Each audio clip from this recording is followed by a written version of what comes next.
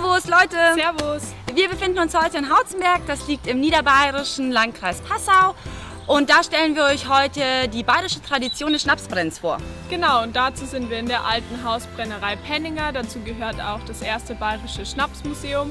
Und da schauen wir uns jetzt mal um. Ja, kommt doch mit!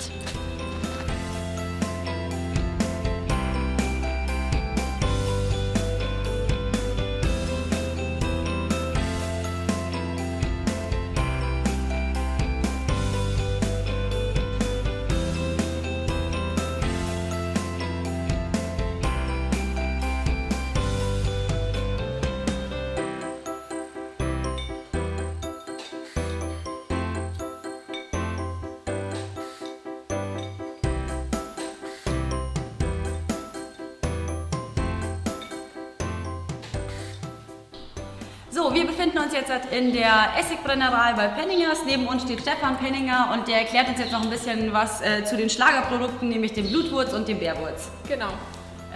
Was uns erstmal interessieren würde, ist, wie lange gibt es überhaupt schon die Brennerei hier?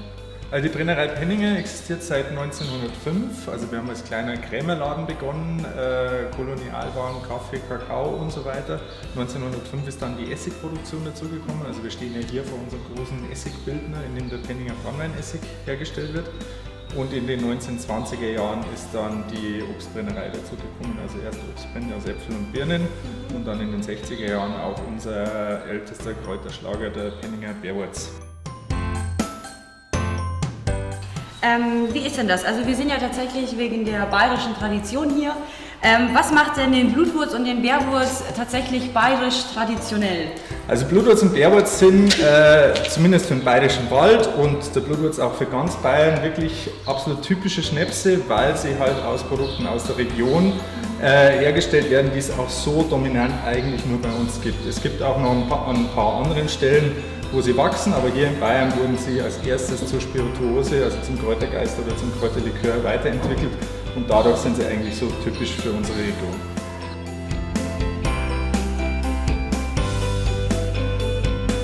Und wird das dann hauptsächlich in Bayern verkauft, oder? Also Bärwurz hat einen ganz starken bayerischen Bezug. Der Blutwurz ist aber als Kräuterlikör auch über die Grenzen Bayerns hinaus sehr gut vertreten. Also wir sprechen beim Blutwurz immer von einem regionalen Produkt mit überregionaler Bedeutung.